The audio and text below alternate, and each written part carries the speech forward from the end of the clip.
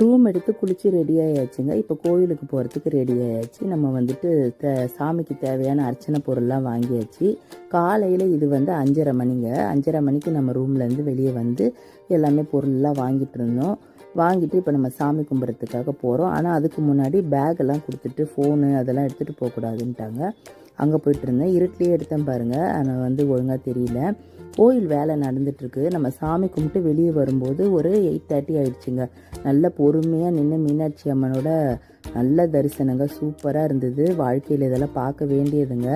மீனாட்சி அம்மனும் சொக்கநாதரையும் பார்க்குறதுக்கு அவ்வளோ சந்தோஷமாக இருந்ததுங்க. கோயில் இன்றைக்கி ஒரு நாள் ஆகும் போல இருக்குங்க இந்த கோயிலை சுற்றி பார்க்கணுன்னா. அவ்வளோ பெரிய இடங்க, ரொம்ப சூப்பராக இருந்ததுங்க.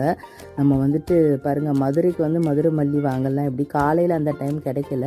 அதுக்கப்புறம் இப்போ நம்ம கல்யாணத்துக்கு போகிறோம் இல்லையா, வாங்கி வச்சுக்கலான்னு சொல்லிட்டு ஒரு முழம் வந்து 50 ரூபாங்க. பரவாயில்ல, ஆனால் வந்து அவ்வளோ சூப்பராக இருந்ததுங்க. குண்டு மல்லினா குண்டு மல்லி தாங்க, மதுரை மல்லினா சும்மா வாங்க. நம்ம எங்கே தேடினாலும் அந்த மாதிரி ஒரு மல்லிப்பூ வாசனையும் அந்த ஒரு ஷேப்பும் கிடைக்காதுங்க. அவ்வளோ உருட்டி உருட்டி கட்டியிருந்தாங்க.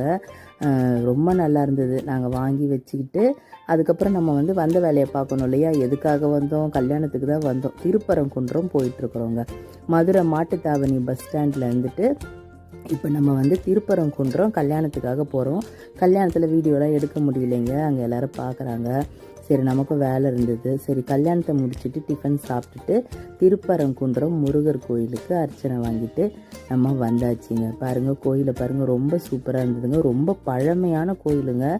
இது வந்து அறுபடை வீடில் ஒரு வீடுன்னு சொல்லுவாங்க இல்லையா, தேவயானி அம்மாவை கல்யாணம் பண்ண இடங்க. அது வந்து ஒரு குகையை குடஞ்சி அந்த கோயில் செஞ்சுருக்காங்கன்றது நல்லாவே தெரியுதுங்க. அந்த சாமியே வந்து ஒரு குகை உள்ளதாங்க இருக்கிறாரு.